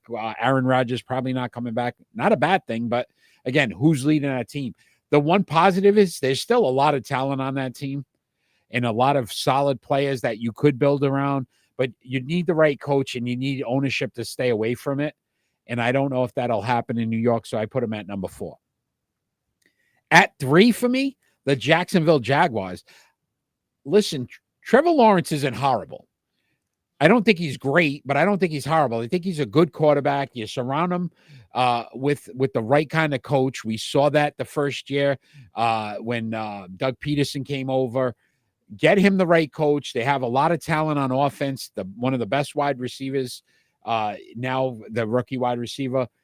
They really only need to work on the defensive side of the ball. So if you get a defensive-minded coach with a good offensive coordinator, Jacksonville could be right back into the postseason. Again, that division's not the greatest. So, again, you'd have a quick turnaround to be back into the postseason. At 2, I went Chicago. So we talk about a team with talent. I think they have even more talent. And again, $83 million to spend in free agency. So they're going to still be able to add talent to that team. I think you get the right offensive coordinator with Caleb Williams, and they could be all right. Get an offensive line, give this kid some time, and that's a very good job. The Chicago Bears, even though they're in a tough division, I think they could win 9 games and be relevant. But at number 1, Ron, I went the New England Patriots, not because I'm a homer. I agree with you. I see a lot of potential in a homer. Oh, homer. Okay. My Rhode Island accent came out for a bit. Homer. I'm not a homer. But I will say Drake May, I like what I've seen from Drake May. Right offensive coordinator, right offensive strategy, $133 million to spend in free agency. Spend it well. Offensive line, get a wide receiver, do some things to help this kid have some talent around him. I could see a quick turnaround. I actually like the number 4 pick. I didn't at first. Sunday, I hated the fact that they lost the number 1 pick. The more I looked at it, Ron, they can't screw this up now. I love what the Los Angeles Chargers did last year at 6. They got Joe Alt, a left tackle, and now their line is solidified for the next 10 years to protect Justin Herbert. At number 4, get me the best left tackle you can possibly get, and I'd be okay with that. Because at number 1, I don't want a left tackle. And at number 1, I don't know if Travis Hunter is the answer to be the best wide receiver. So I feel like they would have screwed that up. So at 4, I love that move. But again, the most desirable job to me would be New England because of Drake May and $133 million to play with. And that's my pick and roll. All right. Number 6, I have the Jets. They got the number 6 pick, which is great. They probably don't have a quarterback, which is not a great place to pick. So they're gonna have to give up something to get something, most likely. I do like the team. Like the team in place is pretty good, but they are 20th in cap space, so they're not going to have a lot of money to spend. So depending on what happens with Aaron Rodgers, I mean, if you keep him, it doesn't really change anything. And they're not going to be able to change anything with that. So, and then you throw the circus of an ownership as it is. And I think that is the least desirable job to want, is to work for that organization. With that being said, number 5 pretty much follows suit with that organization, and that is the Las Vegas Raiders at number 5. I don't care that they have some cap space or not. Doesn't matter. Nothing's going to change. It just doesn't change. And that's what I'm saying. The same guy calling the shots is calling the shots. Ron, can I say this? Ron, Tom Brady, 5% ownership? And all I keep hearing, Tom Brady's going to turn this thing around. Tom Brady don't have a say. No say. Whatever. No say. Like at the end of the day, if I'm Mark Davis, I'm going to make the final call on everything I do. It's still the same guy making all the decisions. So I agree with you there. Why would anything change? Listen, they're one of the bottom 2. Agreed. I agree with that. So, number 4, I have New Orleans. I mean, first of all, that cap situation is a mess for them. $63 million. I don't care if they have Carr. After that, they're not going to have them. They're going to get rid of all the players that are getting paid, and they're going to start from scratch again. And they only have the 9th pick, so you're not getting your franchise quarterback there, so that means you would probably have to trade up and hope to trade one of those salaries with it. And that ain't going to happen either. So I think they're going to be stuck right where they are, and there's not going to be much of an option for them. So I don't think that's going to be very attractive. From there, it gets a little better. Jacksonville, like you said. So hold on. Let me read Danny's real quick. He had Bears, Patriots, Jets, Jaguars, Raiders, Saints. So he agrees with the Raiders piece towards the bottom. Bears, Patriots, he has at the top. We haven't gotten to your top. I love this comment by Kenny, though. And I'm sorry to cut you off, Ron. But will Brady be the next Michael Jordan in the NBA? Think about what Jordan, we said it, the greatest, if not one of the greatest players of all time.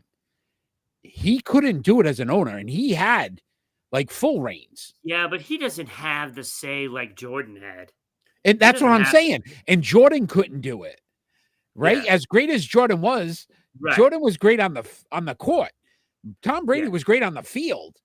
We don't know behind the scenes what he's able to evaluate and see, and like we don't know my piece. But anyway, I am so sorry, but I love that comment by Kenny, and I thought that was a great point to bring up. No, it is a good point because people are thinking that, but what does he have to do with any of that, really? So getting back, the Jacksonville Jaguars, I have at number 3. Okay. They have, they're number 17 on cap space, but they have room to play. They have some players that they can cut that really don't matter. And, what are they picking? Jaguars. I'll get that for you. It is in the top. Yeah. I think that. Oh, yeah, they're definitely. Yeah, they're definitely in the top 10. Are they picking first? No. That's who's got the number 1 pick? I thought they had number 1 pick. No, Tennessee 1, Cleveland 2, Giants 3, Patriots 4, Jacksonville 5. Okay, so they got 5th pick. So they are in a position to do something, right? So they can either keep Lawrence or they can trade Lawrence, They won't maybe trade possibly move up. You never know. I You could see never them know. go. I doubt it, But to your point, at number 5, you're going to get the best defensive player because all those other 4 teams are right. going offense. So you can go defense with that, which they really need. Hey, you can always use another offensive lineman, right? So you got to protect them. And then number 2, I have Chicago Bears at number 2. I like the situation they have. They have a quarterback. I think that he's going to be okay. I mean, look, coaching let them down a lot, Mhm. and so did that offensive line. So they're 7th in cap space, so they got plenty of cap space there. And you got a decent pick that you can probably get a lineman there as well, because they definitely need an offensive line to help them. I mean, they need a few things, but I think you need to protect this kid because he had none. Agreed. And I thought the Patriots line was bad. Theirs might have been worse. Yeah, what did So it Pat was had like 9 borderline. sacks in that game. Oh, I I think felt bad for the poor kid. that's the only reason why the Patriots had double-digit sacks for the year because of that one game. Yeah, I know. So, but number 1, the best situation, I think it has to be because you've got a quarterback, you have a ton of money to spend, a ton of money, and you still have a number 4 pick, so you can shore up the problems. And what you might also have is a second quarterback that might be desirable for some people after Exactly. that Trade last bait. game. Yeah, listen. You he could showed them trade that. him for a top pick. Oh my God, you could have a field day. Yeah, no, listen, a lot of options for New England. I agree with you. New England number 1. Everything was the same other than the 6 through 4. We kind of flip-flopped a little bit. Yeah, they were But just different orders. That's why I was but looking. I was like, but it's that's pretty interesting. Even interesting. Danny agreed, right? Patriots, Bears are probably the 2 most desirable jobs out Yeah. there. But yeah, and I loved Kenny's comment about, listen, everybody's telling me about Brady's going to be the best, because he's okay. I don't even No, think he's the best that's commentator. well He's not said. very good commentating either. So that goes to prove, like, what you do on the field doesn't always translate well somewhere else. Great players usually never translate to great coaches or owners or whatever. And like Don Sweet. What? Anyway, I'm just playing with you. I'm just They playing were with you. not great players. Well, I know. I'm kidding with Sweeney you. wasn't a great player. I'm just kidding with you. My Yeah. goodness, you're very sensitive I don't about these care. Bruins. Okay, calm down. It's all right, buddy. Yeah. Hey, let's bring up that prediction chart because we are moving on to some predictions here. Danny chimed in last week, 4-2, Danny. So if you're on, let's see how you do this week. Can you beat us? We tied, Ron, 6-3. Yep. What a way to start the 2025 prediction chart. All of you that are out there, please give us your picks as we are discussing which games, and then let us know who you pick so we can add your name to that chart and fill it up. We had that thing full by 2024, so love to see that again. So, Ron, I am first this week. I will start us off, and we are going with our first NBA matchup, and that's on the 12th. The Milwaukee Bucks at the New York Knicks. I like the Knicks here. I like the Knicks and what they've done and how they've kind of changed that mentality. They made our top 5 in the Sports Unfolded NBA rankings. Yes. And they're playing very well. The Bucks a little too inconsistent for me, so I went New York at home. Yeah, I did as well too. I went New York at home. Until Milwaukee really stops fluctuating. If they go 6-4 the rest of the way, that's fine and dandy. But until they can do that, I just don't have any faith that they're going to get anything consistent. So I went with New York Knicks as well. All right, Kenny went Knicks. Danny, you still out there? Who you picking? Austin, if you're still out there, you got to pick Milwaukee Bucks at the New York Knicks. That's Sunday. Who do you have?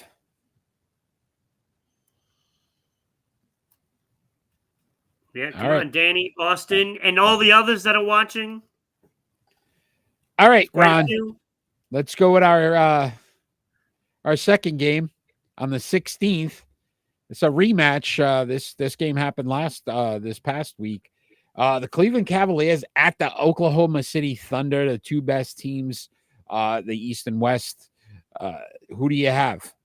Yeah, I'm gonna go OKC here. They're gonna be home, and I think that might make a little bit of a difference. So I'm gonna go OKC at home. Yeah, I went OKC as well. Listen, a little revenge game. Cleveland came in and beat them the last time they met up. So I feel like OKC wants to prove something. Yes, And they're at home, so I went with OKC as well. Kenny, you have a and pick? Cleveland needs a loss, to be honest with you. They're rolling, man. 4 losses. Oh yeah, it's kind of crazy. Think he can break the record? Listen, you get to 5 by the half. You could realistically, you only lose 5 more. You got to just stay even. OKC, Mitchell hurt out for 3 games. Ooh, a little inside information there. I'll take that. We went OKC. We're good. We're good. Donovan Mitchell's out. Yeah. All right. NHL action, Ron, on the 10th. That's tonight. The Los Angeles Kings at the Winnipeg Jets. I went Winnipeg here. Yeah, that's a tough one. LA's been playing great too. But I'm going to go Winnipeg at home. Danny says you remind him of George Costanza. Costanza. All right. So Ron having a few technical difficulties. Hold on though. We got Kenny went Kings. All right. He went Winnipeg there, did he not? Yes, he did. All right. So if you have a moment, check out the Sports Unfolded sports poll page on Facebook to cast your votes for our Hall of Fame nominees. That voting is still going on for the month of January. So tune into that as well so you can cast your votes. Also, listen to us on all your audio platforms. If you don't have time to watch, you can listen to us as well. Eric, whenever you argue with Ron, reminds me. I could see it. Danny, I could see it. He's a little too animated for me because, like, I got it. He knows that we were right about the Don Sweeney thing, and he got upset. No, you weren't. I see it. That's why the Costanza came out. You were not right. It's all right though. It's all right. You went Winnipeg there, correct, Ron? Yeah. Okay. All right. Also in the NHL. All right. Danny's going. Oh boy. Now I gotta go backwards. Danny went Bucks. He's got the Cleveland Cavaliers at the OKC Thunder. You got a pick for that one, Danny?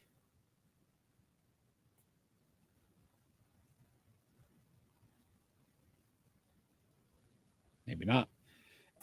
All right, let's go with this NHL on the 14th, Ron.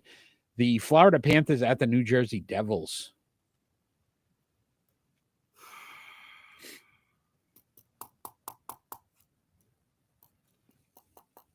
I'm going to go New Jersey. All right. I went Florida here.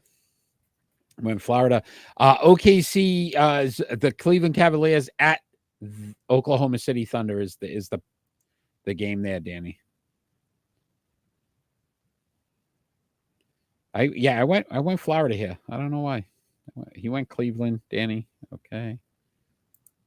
Kenny's going Panthers.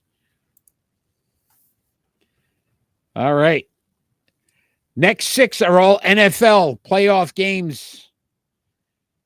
This is where it becomes interesting. This is where boys to men. And I'm not talking about the group. I love boys to men, by the way. Anyway, on the 11th, Ron, so tomorrow, the Los Angeles Chargers at the Houston Texans. I'm going Chargers here. I did too. Jim Harbaugh is earning his money. And he went Kings. You went Chargers. I'm trying to double do 2 once. But that should be a fun game. And Houston I just went hasn't Chargers. I just think they're going to be. I think they're the better team. And I like the fact you talked about it, Dobbins and that run game and what they're going to be able to do. I think they keep them off the field. Texans, Kenny went Yeah, I do. Texans. I'm liking our pick more now. Kenny, we love you, Kenny. We love you, buddy. We do. All right. Also, all right. I've reached 100 messages today with, oh, look at us. 100 messages on Restream. Yay. We got a little trophy. All right. Also tomorrow, Ron, Pittsburgh Steelers at the Baltimore Ravens. Yeah, this is a tough one because I think Baltimore is a better team, but now you just made them one-dimensional without Flowers. I'm going to go Pittsburgh. Wow. I'm going Pittsburgh. Wow. I went Ravens here. A heavy dose of Derrick Henry, Lamar's legs. I think they run all over him. It's got to be TJ Watt. Philly's back again. Let's go, Kenny. Doing a little East Coast swing. Kenny went Ravens. Oh, boy. All right. He's got to get some right. Now? He gets some right here and there. He gets some right, Kenny. What about the Denver? So, what's today? So Sunday, Denver Broncos at the Buffalo Bills, Ron. Not close. Buffalo. I'm going Buffalo. So there's no way that I was going to, right? I don't think anybody picks Denver unless you're a Denver fan. And that's just because you're hopeful. Danny, you need to catch up a little. This is Buffalo. I know he put all his picks before. Kings. But... I already put you down for Kings. You need the Chargers, Texans, Steelers, Ravens, Denver, and Buffalo. Kenny went Buffalo. See, I'm surprised. Kenny's usually that underdog. He loves the underdogs. He would go Denver. He didn't do it. All right. Cleveland. I don't know. He already did that one. I don't know. I don't know what's going on. Did that one. Danny, you're rehashing the same one. You got to do the NFL, buddy. Just give us your NFL picks for the 6 games. Put them up quick, and I'll just write your name. All right. Green Bay Packers at the Philadelphia Eagles. It's my pick. I don't even know. I'll go. I believe it's mine. It's mine. Is it? Okay. Yeah. Wow. This is tough, but I'm going to go with Philadelphia just because of Barkley. I did the same. Philly at home, that defense, injury concerns in Green Bay, right? No Watson. Love, we talked about. So Kenny went Eagles as well. Yeah, I don't know. I think the Eagles get this one. All right. Yeah. This is going to be a fun game as well on Sunday. The Washington Commanders at the Tampa Bay Buccaneers. I know you believe in Baker a little more than I believe in Baker. So I went with Jaden Daniels and the Commanders. All right. Texans for Danny. Yeah, I went Tampa Bay. I should probably have my head examined, but but I'm going to have to see it. Yeah. Again, rookie quarterback in the postseason. Yeah, I get it. I don't know. I don't know. Baker scares me. Ravens, that defense for Tampa Bay came up big last game, so I'm going to go with the fact that defense can come through. Kenny's going Commanders. Kenny, stop picking my teams. All right, so Danny went with Texans. I have those. Yeah, Texans and Ravens. Yeah. Commanders. Stop it, George. He loves you. You're Costanza. One more game, Ron. NFL. The Minnesota Vikings at the Los Angeles Rams. I'm going Minnesota. Even though that LA can rally around their situation, I just think it's going to be too stressful, and Minnesota is going to take advantage of that. Danny went Bills. End of the road. Great song, Kenny. Great song, End of the Road. The I'm not going to sing the other one too, that big song, because it just, I don't want you guys to get all excited over that. Kenny's going Vikings as well. Danny, you already picked the Bills, buddy. Green Bay, Packers, Eagles, Commanders, Bucks, Vikings, Rams. Those are the three you're missing. All right, Ron. Before we get into our final thoughts, yeah, that's a great song. Mariah Carey, One Sweet Day. Let us talk about those Hall of Fames. We'll bring that up real quick, Ron. Look at our show running. Yeah, I could get them off your comments, Danny. So if you want to cast your votes, go to the Sports Unfolded Sports Poll page on Facebook right now for the NHL and elect one of these nominees into the NHL Sports Unfolded Hall of Fame. Guy Lafleur, Danny Gare, right? Phil Esposito, Bill Barber, and Reggie Leach. So that's our NHL Sports Poll, Sports Unfolded Sports Poll on Facebook. And also for the Olympics, Irene Woost, Lindsey Vaughn, Ding Ning, Shelly Ann Fraser-Price, and Marta. So, cast your votes, help elect one of them into the Sports Unfolded Sports Hall of Fame. There is all of our nominees. On the right-hand side are all our inductees, and the former nominees on the left-hand side. So help get some more of those athletes into the Sports Unfolded Hall of Fame. Yeah, once those athletes on the left, if they come back into play, if they get 0 votes, they are gone for good. Gone for good. And right now, Kobe Bryant, gone for good. Yeah, boy. No, not yet. No, the next one. Yes. So the next time he's eligible. So Danny, the only game you're missing out, Vikings, Rams. Ron, it is final thoughts time. Oh no, I apologize. It is time to tell all the wonderful people out there, if they would like to become a sponsor of Sports Unfolded, how they can do that. Absolutely. So if you become a sponsor for Sports Unfolded, your ad will be here. We will read the ad. So not only will people see it, but it will be heard on the audio version for Spotify, Amazon, Red Circle, and many more. So send us an email at ribroadcasting.media@gmail.com, and we can send you out the media kit, and it can explain everything. And don't forget, it also includes when we go on WDJY in Dallas, Georgia.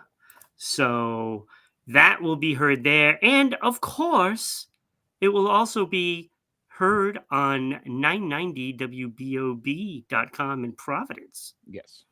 So there are lots of factors. You get over 10,000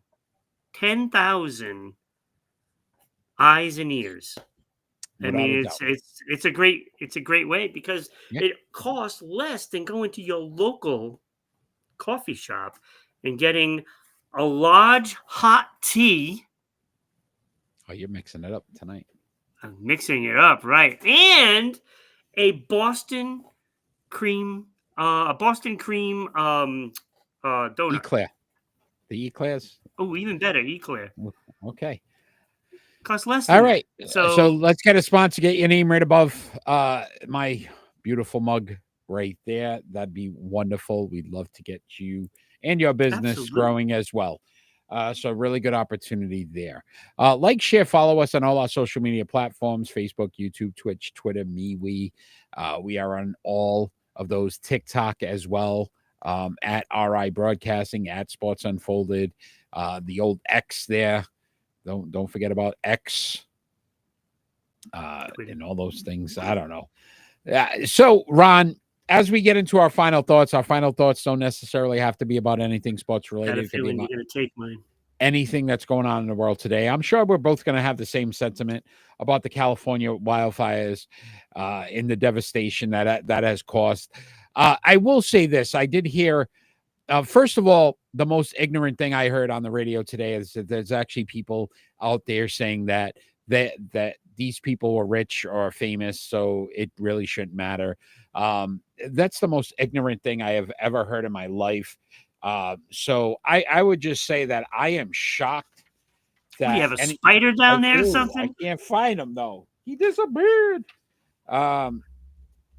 Anyway, hopefully he's gone. I will say this, that if you it literally was a spider, just came out of nowhere. If you feel that mentality, I mean, what happened to humanity? Like these people lost their homes and everything they've worked for. There's valuables, things in there. Listen, we don't like the Lakers. JJ Redick lost his home. I feel bad for JJ Redick.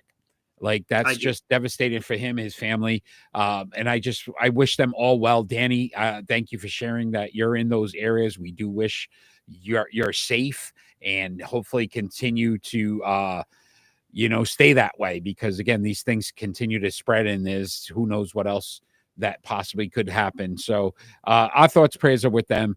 But that was my final thought, Ron. I'm sorry if I stole yours. Yeah, no, that was exactly what I was going to do. And I mean, I saw a lot of the video today from different areas. There are actually 3 different fires going and all around LA. And I fear for the city itself. Because all it takes is that wind to keep blowing, and it is blowing hard out there.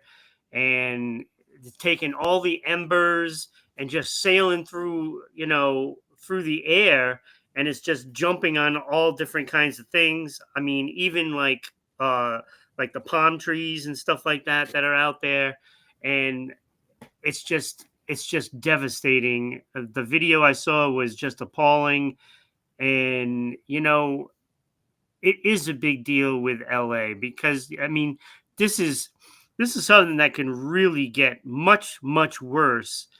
And I do not want to lose a whole city, because that's just devastating. It's devastating. And all the things that are part of that area means a lot. I mean, when you're talking even just a Hollywood sign, right? Yeah. It doesn't seem like much. It's not a big deal, right? But it is. It's part of this country. And, so there is some places that we've lost that will never get back again. And there's people that have been lost, and those families are suffering. Yes. And now you throw the amount of homes that have been lost. It doesn't matter how much money you have. It's still a home. It's still a home. And before this is all over, it's going to affect a lot more people in areas that aren't rich. And every life is meaningful. So, so just think about the seriousness of this with all these fires all over the place.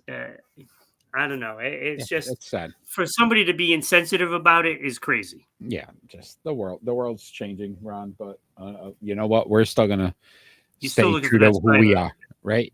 So, yeah, I am. I don't know where he went. Probably in your pant leg. It's freaking me out. No, I got shorts on, so yeah. So I will say this, Ron. I want to thank you for a wonderful night tonight. Thank you for taking your time. Danny, Kenny, Austin, you guys were amazing tonight as well. Thank you for joining. Again, if this is something you're listening to on our audio platforms or on the radio, join us every Friday night at 6 p.m. Eastern Standard Time live, so you can join in and get your name on the chat and all these other things that we're doing. Ron, I get to do it all over again with you next Friday, so I look forward to it. Friday night, 6 p.m. Eastern Standard Time, Rhode Island Broadcasting and Sports Unfolded. And all we ever ask for every single show is that we get peace on earth. Have a great day. Oh, great night, everybody. Wow. Great night.